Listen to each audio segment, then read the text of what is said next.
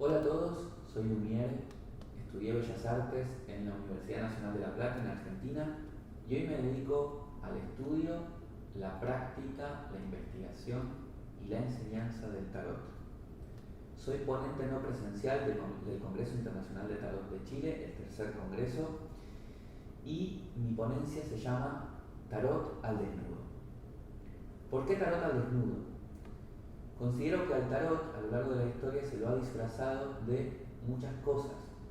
Se lo ha disfrazado de una herramienta que pretendía ser evolutiva, de una herramienta que pretendía ser terapéutica, se lo ha disfrazado de astrología, se lo ha disfrazado de cábala, de geometría sagrada, se lo ha disfrazado de oráculo y también se lo ha disfrazado de herramienta adivinatoria o de herramienta predictiva.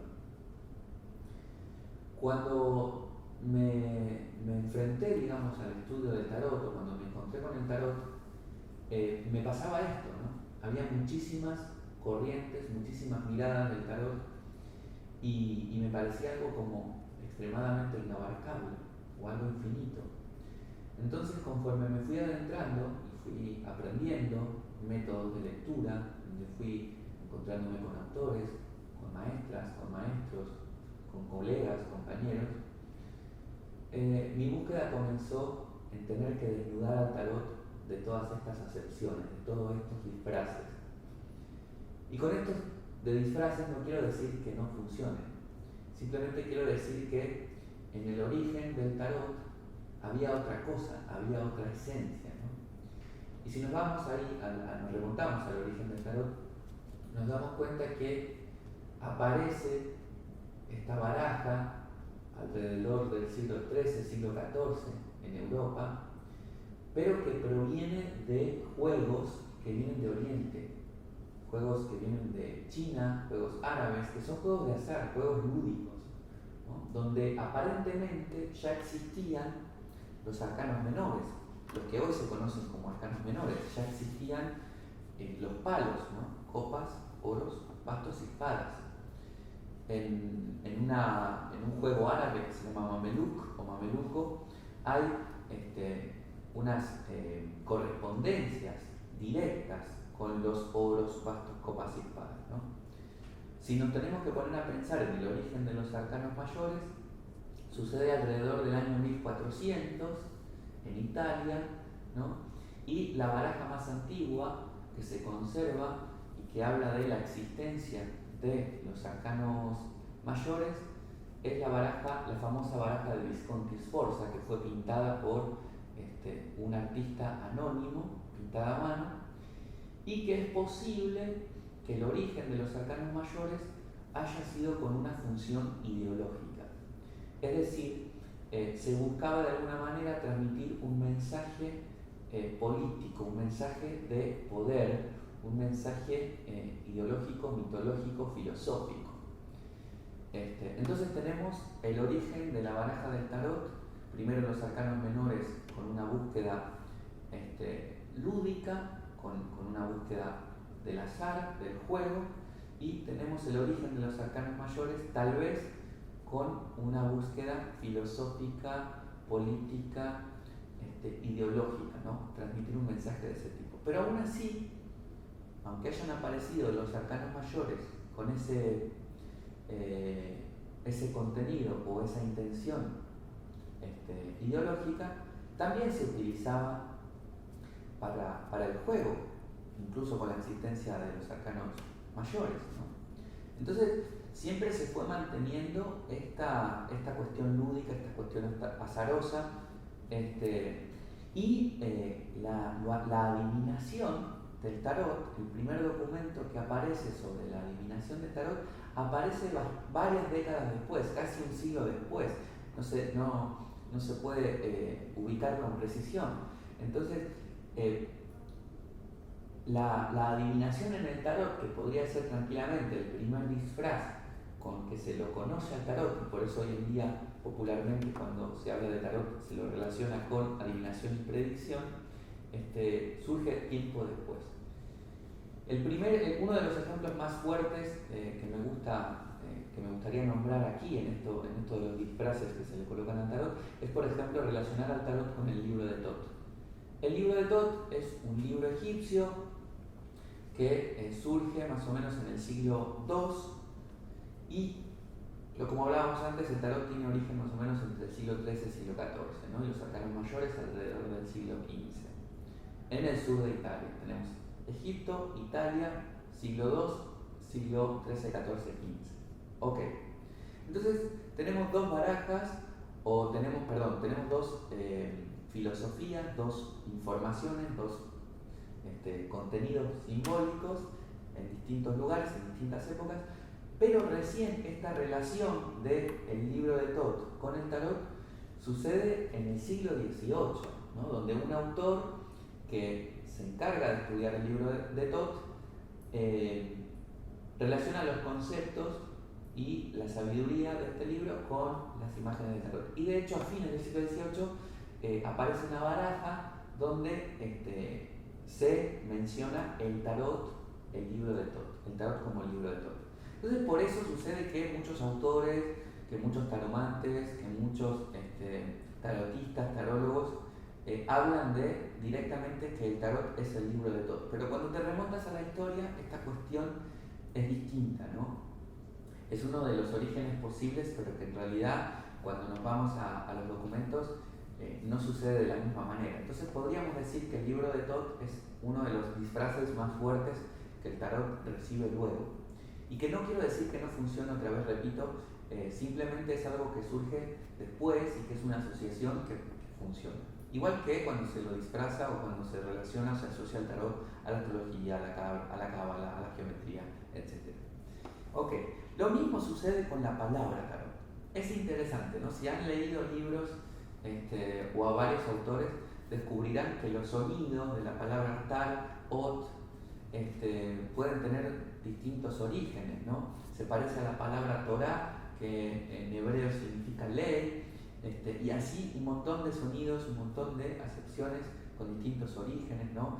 Si ponemos el origen de la palabra tarot en el árabe, suena como la palabra tarajá, que significa como lo mismo que significa tara, restar, disminuir, o aquello que es como descartado, lo que es descartado, y tenemos un montón, ¿no?, de orígenes distintos del sonido de la palabra tarot. Pero si nos remontamos otra vez a los documentos, la palabra tarot es la adaptación francesa de la palabra tarocco, que es como se denominaba al tarot en Italia, y que sí tiene un origen desconocido la palabra tarocco. Tarocchi es la versión plural de tarocco, porque se hablaba de el juego de los tarocos. Y lo interesante de esto es que de la palabra tarocco y tarocchi derivan dos palabras italianas, que es tarocatto y tarocare. Tarocare significa falsificar y tarocatto significa falso o falsificado. Entonces el juego de los tarocos podría ser el juego de los falsos. Y a mí me llamó mucho la atención eso, porque empecé a relacionar la cantidad de juegos que hay a lo largo de la historia, de juegos de cartas donde hay que falsificar algo. En el póker, por ejemplo, hay que falsificar la emoción, no hay que falsificar la personalidad en ese momento, no demostrar que hay, ¿no? De ahí viene la famosa expresión la cara de póker. Después, en Argentina hay un famoso juego que se llama el truco, donde hay que vender, entre comillas, un truco. Yo hago un truco y tú tienes que comprármelo o no comprármelo. Si compras mi mentira, gano yo. Si no la compras, ganas tú. Ese es un poco, y se juega los valores. Esa es un poco la dinámica del juego. Hay un juego que se llama Mentiroso también. Entonces, me gustó relacionar, y me pareció curioso relacionar la palabra tarocatto, que es falsificado, tarocare, que es falsificar, con ese origen tarocco o tarocchi. Pero lo interesante de esto, o lo curioso de esto, es que la palabra tarot podría significar nada en realidad, ¿no? Podría no tener un origen claro, ya que tarocco y tarocchi no tienen un origen claro, ¿no?, en la etimología. O podría significar todo esto que hablan estos sonidos, como estaba diciendo antes, ¿no? Comentando antes. Es muy curioso todo esto. Entonces, una vez que desnudamos al tarot de todos estos posibles orígenes históricos, de todas estos disfraces para lo que se lo utilizó, quiero demostrar que el tarot al desnudo también nos puede dar una profunda lectura, que puede ser una herramienta que nos puede dar una profunda capacidad reflexiva, capacidad interpretativa, sin necesidad de entrar en todo esto que estuvimos hablando antes, ¿no? Entonces, quiero abordar el tarot desde 4 dimensiones que nos ofrece la simple observación de una baraja, incluso sin conocer todo esto que estuvimos hablando, ¿ok? La primera dimensión a la que se enfrenta alguien que quiere estudiar el tarot desde cero o alguien que quiere estudiar el tarot al desnudo es la dimensión óptica, que es obviamente entrar en la imagen. Aquí he tomado una carta al azar de mi baraja de tarot. Esta es una reproducción de una baraja del año más o menos 1600, 1650, que es la baraja Dodal. Y la dimensión óptica lo que nos va a permitir, lo que nos va a dar para la lectura es justamente una imagen. Vamos a observar una imagen que va a tener un montón de colores, un montón de formas, un montón de líneas, y que nuestra mente automáticamente va a intentar de alguna manera etiquetar. ¿Qué quiere decir eso? Que nuestra mente va a querer descifrar qué hay en la carta. Entonces, en este caso, en esta carta puedo observar que hay una mujer que está mirando de frente, que está mirando como a la cámara o que se encuentra con mi mirada en la lectura. Esta mujer está sentada como en una especie de trono, lleva en una de sus manos una balanza y lleva en la otra de sus manos una espada. ¿Ok? Esa es la primera dimensión simbólica, es la primera dimensión óptica. ¿Okay? Aquí nos vamos simplemente a lo que se ve y al etiquetado automático que hace la mente para poder comprender esta imagen. Lo que viene luego es la interpretación de esa dimensión óptica que nos va a dar un montón de otras posibilidades. ¿Okay? Pero eso lo vamos a dejar para cuando analicemos la dimensión simbólica de la carta. Entonces tenemos la dimensión óptica, que es la imagen. ¿Cómo impacta la imagen y qué hay y cómo describo esta imagen? Incluso puedo hablar también de las direcciones, puedo hablar de si esta carta tiene mucha carga de imagen o es más bien minimalista. O sea, tenemos casi parecido o igual a cómo se lee una obra de arte. Ok, dimensión óptica. Luego vamos a adentrarnos en la dimensión abstracta, que es cuando se empieza a dar significado a las cosas que principalmente no lo tienen o tienen un significado abstracto, como por ejemplo son los números del tarot. ¿Por qué el tarot tiene números? ¿Por qué tiene una organización numérica?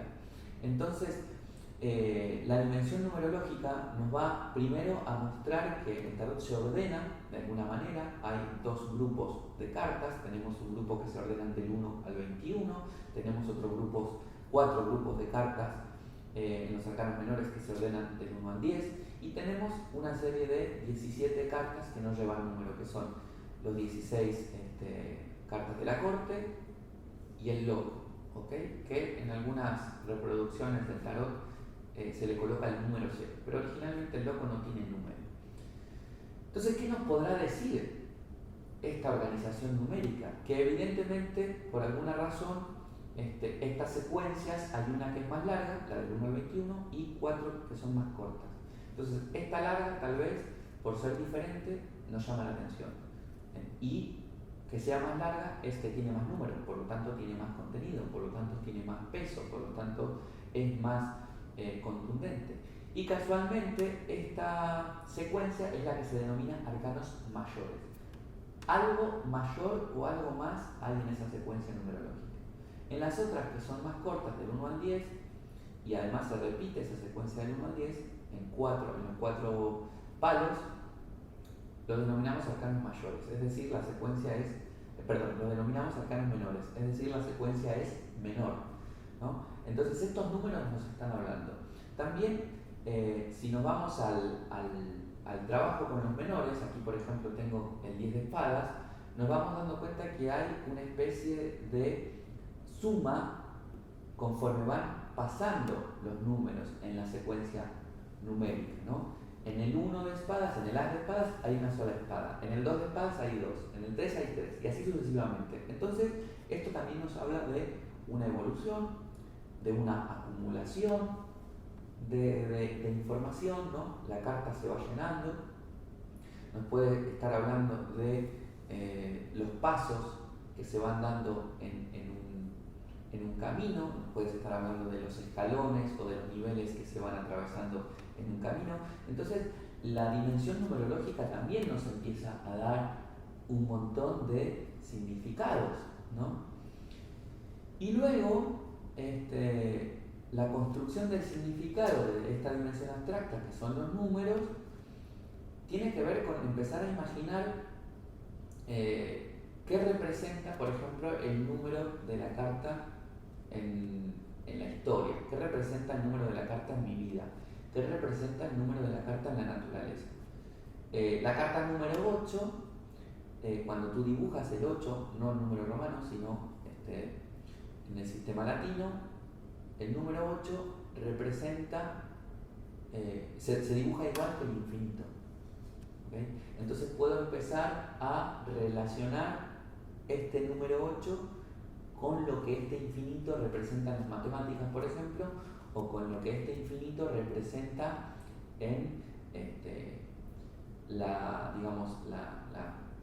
la concepción, o representa en la historia, o representa, digamos, en la mitología, o representa este número 8 en las religiones, ¿no? Yo el 8 al relacionarlo con el infinito, también lo puedo relacionar con algo que nunca termina, que va moviéndose de manera infinita, ¿no? Por lo tanto, puedo adjudicarle ese significado a la balanza, a la carta, al 8, a la justicia. Puedo hablar del 8 como algo también eterno, ¿no? Puedo hablar del 8 también, si es infinito, el movimiento del universo o la expansión del universo. Puedo hablar de un mecanismo que es perfecto. Entonces, son cosas que le van dando esa dimensión a ese número o a esa abstracción que es este número. ¿Ok? Entonces tenemos dimensión óptica primero, la imagen, dimensión abstracta, el número, y aquí vamos a entrar luego ya en la dimensión lingüística. ¿Ok? En la dimensión lingüística tengo que tener en cuenta cómo se llama la carta. ¿Por qué? Porque si yo a esta mujer que lleva una balanza, que lleva una espada y que además tiene un número que lo puedo relacionar con la eternidad, con el infinito, le llamo la fuerza, no es lo mismo que si yo a esta carta le llamo la justicia. La dimensión lingüística de esta imagen, de esta carta, la dimensión lingüística del tarot, nos enfoca en una dirección de interpretación. Si yo interpreto la carta sin el nombre de la justicia, puedo tal vez pensar que es una negociante, ¿no? Que es el mercader, que tiene en su balanza la capacidad de poder pesar los elementos que tiene para vender, ¿no? Yo le digo a mis estudiantes que tal vez es una mujer que está vendiendo queso en un mercado, ¿no? Entonces con la espada corta el queso y en la balanza lo va pesando. Pero si ya le llamo la justicia, obviamente toda mi interpretación va a tener que ver con lo que significa justicia en mi lenguaje y con lo que significa la justicia a lo largo de la historia. Incluso también lo puedo relacionar con la figura mitológica con la que se representa la justicia en los juzgados, ¿no? Que la deben conocer, que es con los ojos vendados y también tiene la espada y la balanza.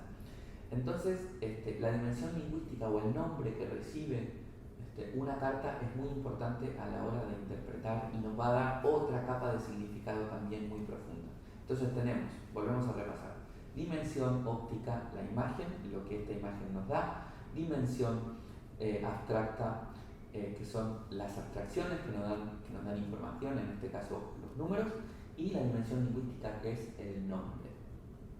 Para finalizar este estudio del tarot al desnudo, tenemos la dimensión simbólica, que es la dimensión más compleja de todas. ¿Por qué? Porque es la dimensión justamente que va a extender esta interpretación del tarot a los momentos sin límites, a los marcos sin límites, porque aquí va a entrar en la dimensión simbólica toda mi historia. En la dimensión simbólica va a entrar mis competencias lingüísticas y paralingüísticas. En la dimensión simbólica va a entrar lo que para mí significa la balanza en mi vida, o lo que para mí significa tener una balanza en la mano o una espada en la mano, o lo que para mí significa la justicia en mi vida. Si yo viví un mundo de injusticia, la justicia me va a representar de alguna manera eso que faltó. Si mis padres son abogados, la justicia va a representar una figura conocida para mí, que son mis padres. O si yo estudié Derecho, por ejemplo, ¿no? La dimensión simbólica es la más compleja porque, además de entender de proyectar toda mi vida, toda mi sabiduría, todo lo que aprendí en ella, también voy a proyectar una profunda carga emocional, ¿no? Aquí podría entrar en la dimensión simbólica también lo que Jung llamó arquetipos, ¿no? Que es justamente esta carga emocional que se le brinda a ciertas imágenes. Podemos poner en la dimensión simbólica también esta carga mitológica que reciben las cartas del tarot, ¿no? O estas referencias mitológicas de donde se toman algunos arquetipos, algunas imágenes del tarot. Entonces, fíjense la cantidad de información que podemos desarrollar y podemos extender si observamos el tarot al desnudo, es decir, si observamos el tarot sin todos estos disfraces que vimos antes. ¿Okay? Entonces, volvemos a repasar. Dimensión abstracta, dimensión óptica, dimensión lingüística y la más compleja, la dimensión simbólica. Quería hacer aquí una comparativa de lo que sucede y de lo importante que es entender, por ejemplo, la dimensión óptica y la dimensión lingüística vista desde otras barajas. Y para eso tomé aquí y tengo preparada la carta del 10 de espadas. Primero tenemos que tratar de descubrir qué son las espadas y para qué se usan, ¿no? ¿Qué son las espadas en el tarot? Ese es un significado que también se debe construir. Una espada se puede usar para luchar, una espada se puede usar para cortar, es un arma de doble filo, es un arma también que pincha, puede dañar o puede sanar si usamos para cortar una herida. Una espada también podría ser una coronación, ¿no? Un triunfo, el triunfo en una pelea. Y tradicionalmente siempre las espadas se las ha relacionado, ¿no? en la lectura del tarot tal vez con el mundo intelectual, con el mundo mental, con el mundo de las palabras, porque tal vez el mundo intelectual o el mundo de las palabras es el que usamos de alguna manera para luchar o contra el que luchamos, ¿no? En nosotros mismos. Pero la espada también tiene todas estas dimensiones que hemos hablado antes y que tienen que ver con lo óptico. ¿Okay? Entonces, si es un 10, podemos ver que es el número final. Si vamos a lo numerológico, al abstracto, entonces quiere decir que la carta ya está completa de todas las espadas, no hay más espadas, están todas ahí. Entonces puede hablar de la completud del ciclo de las espadas, es decir, tal vez ya atravesé todo el camino de las espadas, si hablamos del 10. Entonces el fin del ciclo de las espadas, el fin de la lucha, ¿vale? Como hay dos espadas que están cruzándose, podemos hablar de un encuentro de distintas miradas que colaboran juntas o que luchan juntas. O también podemos hablar de un gran enfrentamiento final, la batalla final. Un montón de cosas, ¿no? Como tenemos aquí el 10 de espadas del tarot de Marsella, podemos desarrollar para un lado o para el otro y estirar estas dimensiones. La abstracta, la óptica, la lingüística y la simbólica. Ok. Pero si nos vamos a el 10 de espadas, por ejemplo, del tarot de Rider-Waite, ¿vale? Y observamos la óptica de esa carta, vamos a ver que hay un hombre con 10 espadas clavadas en la espalda. Entonces la dimensión óptica de esa carta nos va a dirigir el pensamiento hacia esa interpretación. Es decir, que recorta todas las posibilidades de interpretación que pueden aparecer en el 10 de espadas de un tarot de Marsella, ¿no? El 10 de espadas del tarot Rider White nos puede estar hablando de traición, nos puede estar hablando de muerte, nos puede estar hablando de apuñaladas por la espalda, ¿no? Pero la dimensión óptica nos mete de lleno en esa interpretación, cerrando todas las posibilidades, por ejemplo, que nos brinda el 10 de espadas de Marsella. Y si hablamos de la dimensión lingüística del tarot de Crowley, que me parece muy interesante las palabras que utiliza Crowley en cada carta, bueno, los arcanos menores principalmente, la carta del 10 de espadas se llama ruina, utiliza la palabra de ruina. Entonces, el nombre de esa carta, la dimensión lingüística de esa carta, nos va a dirigir directamente a todo lo que tiene que ver con la ruina en nuestra vida, que puede ser una ruina económica, que puede ser una ruina en la pareja, que puede ser una ruina en mi trabajo.